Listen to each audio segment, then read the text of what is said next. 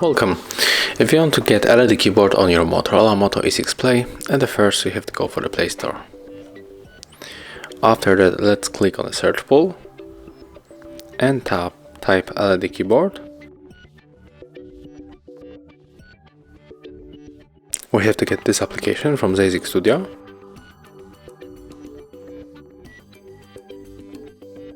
Let's open.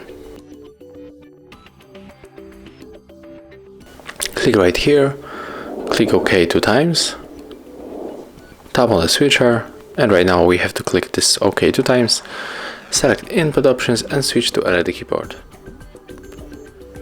Right now we are able to take your favorite theme, and I think that I'm going to set up this one, RGB Sunny.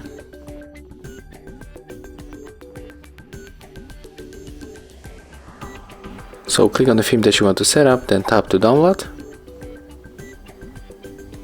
We have to turn off this ad. And as you can see, that's how our theme looks right now, so we can close it.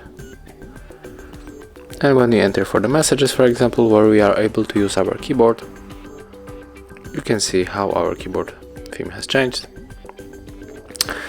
And of course you can set up other things, so just enjoy this simple launcher.